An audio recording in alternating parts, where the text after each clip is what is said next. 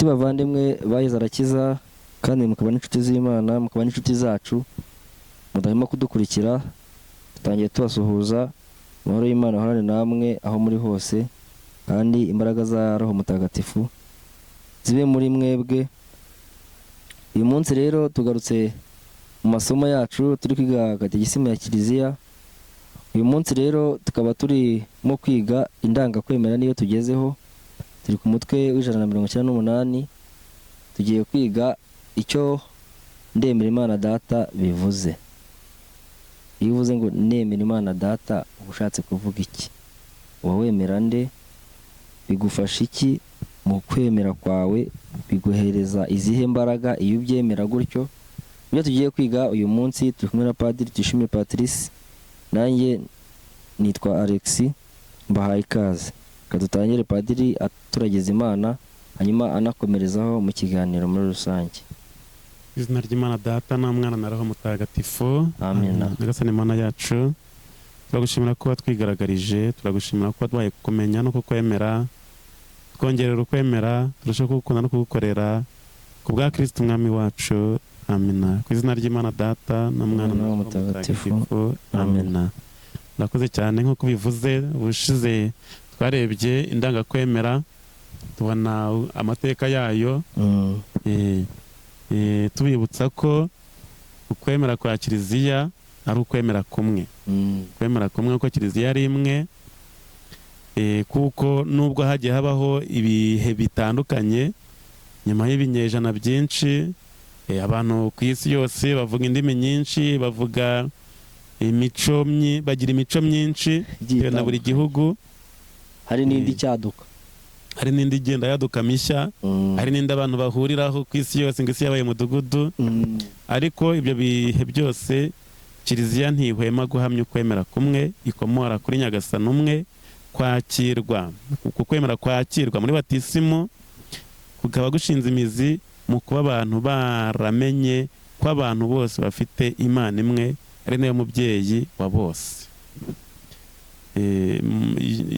Pawulo Mutagatifu muri wandikiye Abanyefezi avuga ko Imana ari imwe, kwemera ari kumwe, Nyagasani ari umwe, batisima akaba imwe, hanyuma na Nyagasani akaba umwe, n'Imana ikaba imwe yo mubyeyi wa bose. Ibaruwa yandikiye Abanyefezi umutwe wa 4 umurongo wa 4 kugeza kwa 6. Mutagatifu Irene w'Iriyo nawe ahamya uko kwemera agira ati, mu by'ukuri Kiliziya nubwo iri mu duce twinshi dutandukanye kugeza ku mpera z'isi, nyuma yo gushyikirizwa ukwemera n'intumwa n'abafasha bazo, yarakubungabunze nk'ituye mu nzu imwe, ikwemera kimwe nk'ifite umutima umwe na roho imwe, ikwigisha abantu mu ijwi rimwe, ihuriyeho nk'ifite umunwa umwe. Kubera ko nubwo ku isi hose indimi zigiye zitandukana, ibigize uruhererekane rwa Kiliziya ni bimwe kandi biteye kimwe. Ubutumwa bwa Kiliziya ni ukuri kandi buraremereye, kuko ariyo yatorewe kuyobora abantu ku mukiro w'Imana. Tubona mu Ivanjiri ya Matayo umutwe wa 28 umurongo wa 18 kugeza ku 20. Kiliziya niyo nkingi ishyigikiye ukuri, kuko tubibona mu baruwa ya mbere Pawulo Mutagatifu yandikiye Timote umutwe wa 3 umurongo wa 15.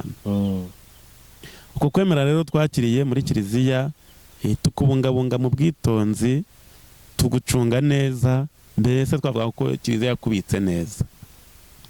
Kiliziya yacunze neza ukwemera uburyo kutatakaye. Twarayibonye, twagiye tubibona mu biganiro byagiye bitambonye, cyane cyane bibiri muri katekisimu ya Kiliziya nimero 172 kugeza ku 175. Kiliziya rero yabitse neza, icunze neza uko kwemera, kuko Roho w'Imana ahora avugurura ubwo bukungu bukomeye bw'ukwemera twashyikirijwe.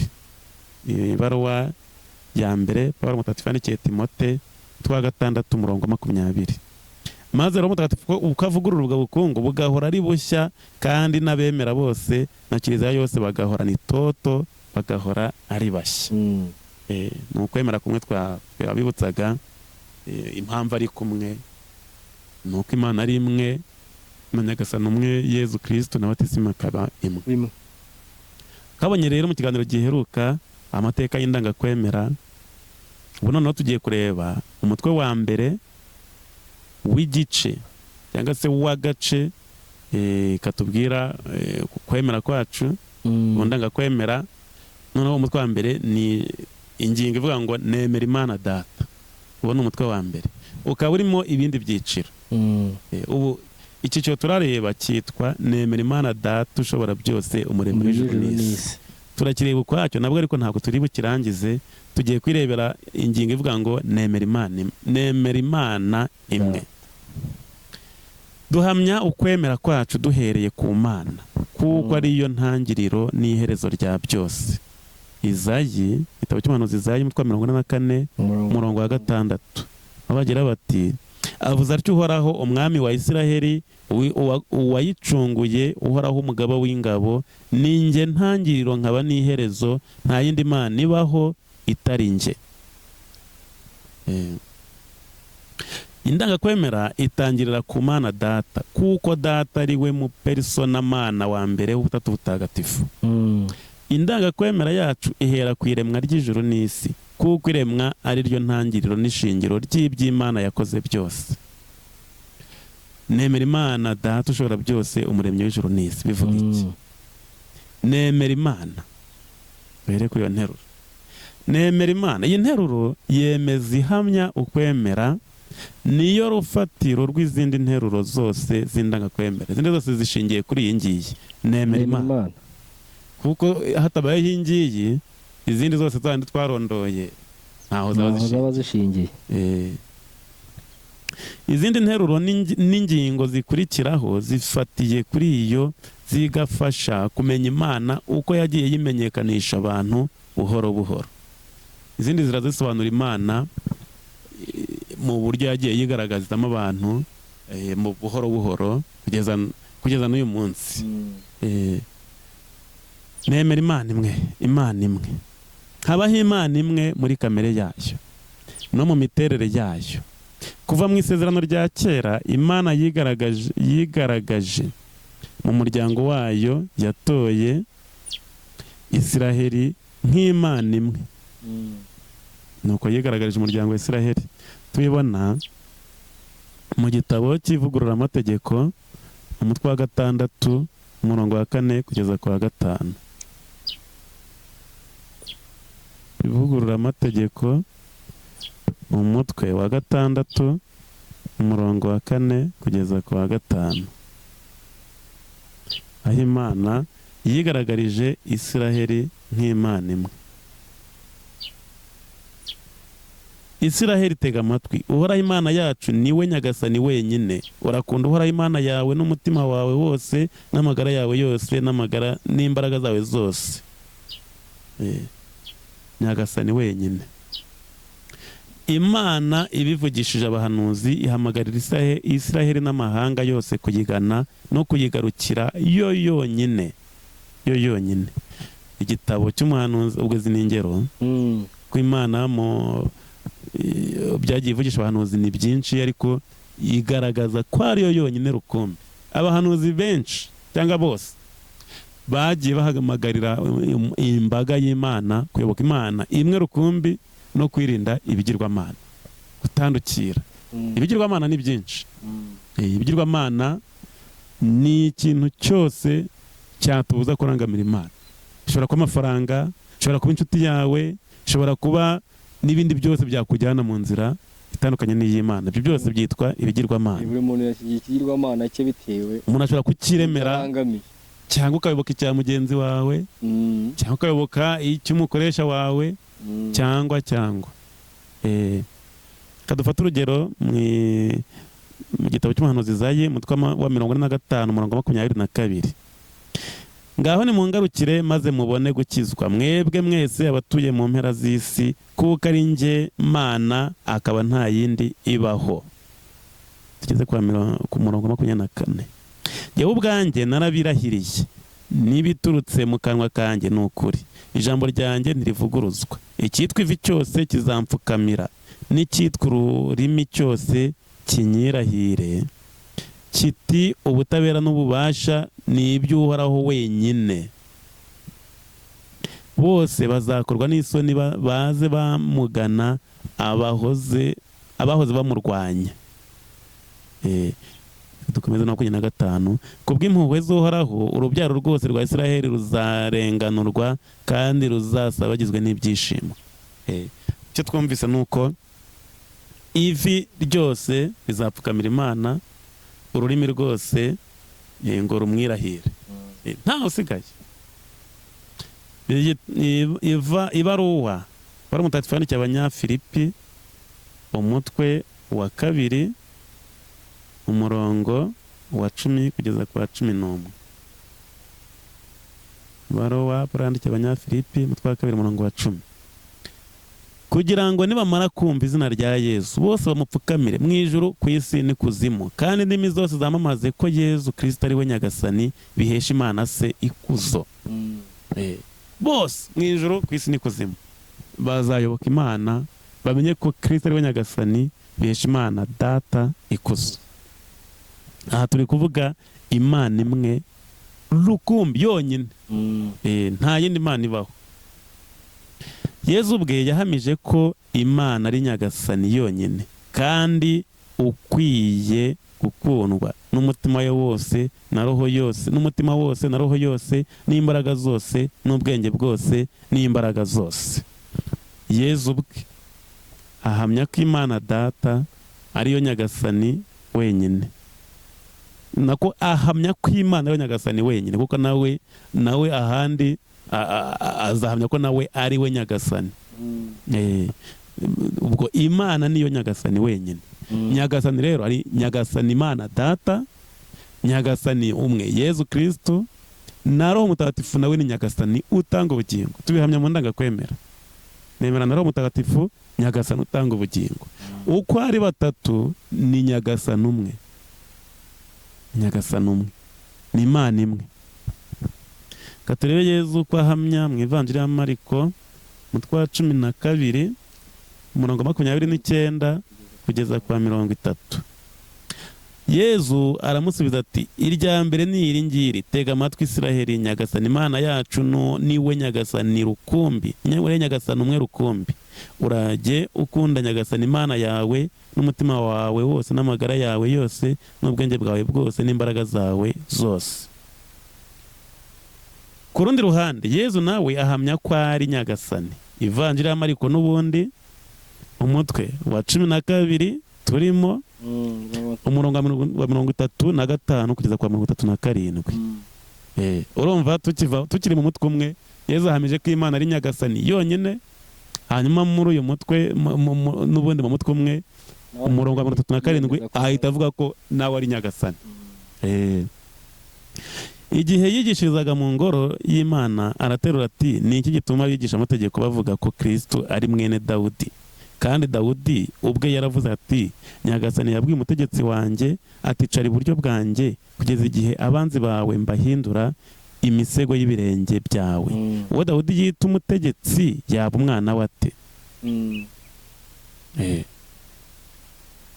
Ni Yesu avuga Nyagasani yabwiye umutegetsi wanjye, uwo ni Dawudi. Dawudi wavuga ngo Nyagasani yabwiye umutegetsi wanjye ni Imana Data yabwiye Kristo. Ubwo Dawudi rero yita Yesu, yita Kristo Nyagasani. Dushaka no kubibona birahuye mu Ivanjiri ya Matayo umutwe wa 22 umurongo wa 41 kugeza kwa 45, ya Luka umutwe wa 20 umurongo wa 41 kugeza kwa 44. Guhamya ko Kristo ari Nyagasani ni umwihariko w'ukwemera kw'Abakristo, kandi ntibinyuranyije no kwemera Imana imwe. Kwemera Roho Mutagatifu Nyagasani utanga ubugingo si uguca Imana imwe mo ibice. Kuvuge ngo Imana yari imwe, none havuye agace kamwe gasigara ari Data, avaho akandi gace gasigara ari Mwana, hasigara n'akandi gace gasigara ari Roho Mutagatifu. Ni Imana imwe, ntabwo ari ukuyicamo ibice. Ni Imana imwe. Kwemera Roho Mutagatifu Nyagasani utanga ubugingo si uguca Imana mo ibice, ahubwo twemera kandi tugahamya dukomeje ko hari Imana imwe nyakuri isumba byose, ihoraho, rutayegayezwa cyangwa rudahinduka, igifaransa ni immuable, rudaherahezwa n'ubwenge bwa muntu, incomprehensible, rudasobanuzwa ubwenge bwa muntu, ineffable, ishobora byose, tout puissant, Data na Mwana na Roho Mutagatifu, batatu ariko bahuje kamere shingiro, essence, bahuje ibibagize bidahinduka, substance, n'imiterere shingiro imwe, nature absolument simple. Ni Imana imwe, Data, Mwana na Roho Mutagatifu, ariko bahuje kamere shingiro, ibibagize shingiro ni bimwe, bakora kimwe, bateye kimwe. Cyakora nitukwinjiramo neza tuzabona buri wese inshingano, tuzabona buri wese umwihariko we. Data abyara Mwana, ntabwo ari Mwana ubyara Data. Icyo kubyara ni icya Data, cyo kubyarwa ni Mwana wabyawe. Mwana ni wabambwe ku musaraba. Roho Mutagatifu si Mwana, si na Data, ubwo Yezu amwita undi, ati undi muvugizi Data azohereza mu izina ryanjye, azabibutsa ibyo nababwiye byose. Sinzi niba nta kibazo ufite ku ijambo kuri njye mvuga ngo nemera Imana imwe. ngira ngo ibyo ni ibintu bisobanutse, n'igihe akenshi n'indangakwemera tuvuga bihora bigarukamo.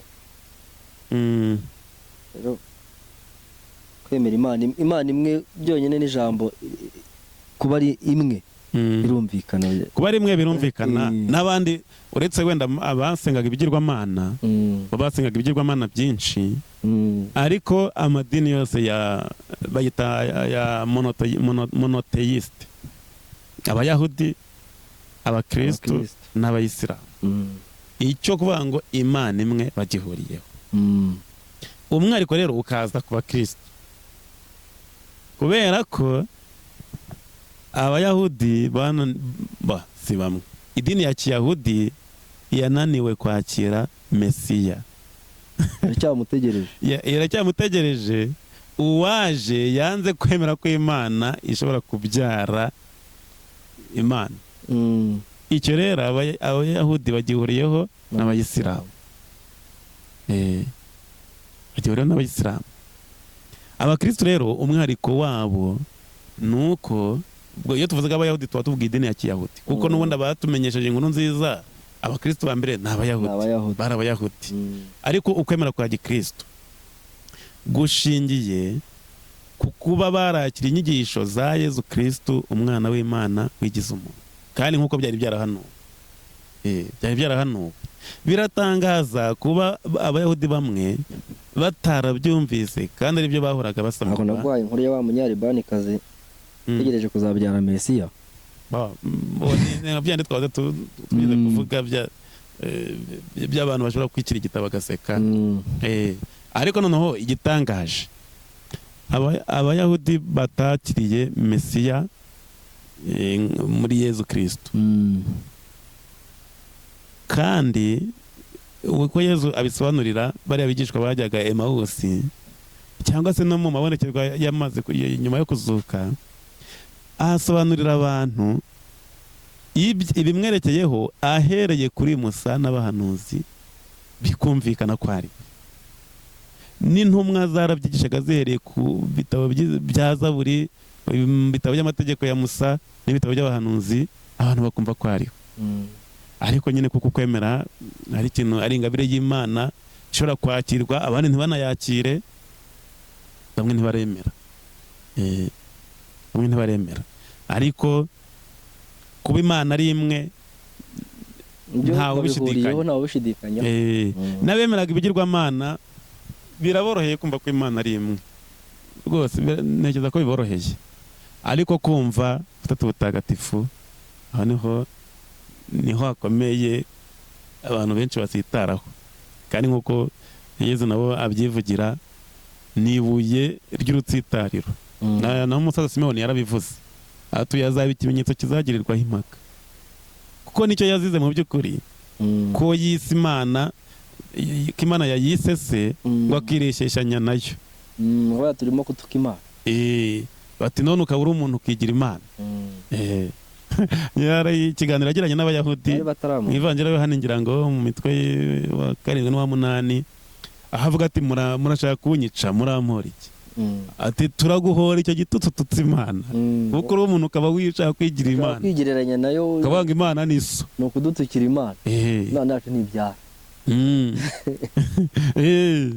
Ubwo rero Imana ni imwe, hanyuma mu bapersona batatu basangiye iyo kamere y'Imana imwe. Abatabizi barashushanya, bagashushanya igishusho gifite amaso imbere n'inyuma no mu mpande, bati batubu bitandukanye n'ibigirwamana bya kera, ko nabyo hari ibyigaragazaga bityo. Ariko Imana yacu ni uko yatwishuriye, kuba hari n'ibigirwamana byakwigaragaza bityo ntabwo bitangaje. Iyo ugiye gutera umuntu uriyoberanya, ugashaka no kwigira we, ukambara, ugashaka ari imyenda ye nayo ukayambara, koherezayo n'intasi zikagenda zisa nawe, zikagenda zisa nabe. Ubwo rero abagorwa n'iyo mbogamizi ni ugusaba ingabire yo kubyumva kuruta kubyumvisha ubwenge busanzwe bwa muntu. Wabonye ko Imana ni incomprehensible, nitumvishwa ubwenge bw'abantu. Ntabwo aka gatwe kangana gutya bagashyiramo Imana ingana n'isanzu, iruta isanzure ryose, ari irifashe mu ntoki, itagira iherezo. Kandi twayibonye ni rudaherahezwa n'ubwenge bwa muntu, ni rudasobanuzwa ubwenge, kuko iruta byose, iraturenze. Ariko uko yatwigaragarije tugomba kubikunda. Wadusoreza n'isengesho. Yego. Ku izina ry'Imana Data na Mwana na Roho Mutagatifu. Amen. Nyagasani Imana yacu, tugushimiye ko watwihishuriye, ko watwigaragarije Imana imwe mu butatu butagatifu. Butatu butagatifu turagushimira uko dukunda, ko dukiza, ko tubana natwe mu buzima bwacu bwa buri munsi. Mukomeze mubane natwe kandi mudukundishe iby'ijuru, muduhe gucengerwa n'amayobera yanyu matagatifu. Mwe Imana imwe ibaho kandi igategeka iteka ryose. Amen. Ku izina ry'Imana Data na Mwana na Roho Mutagatifu. Amen.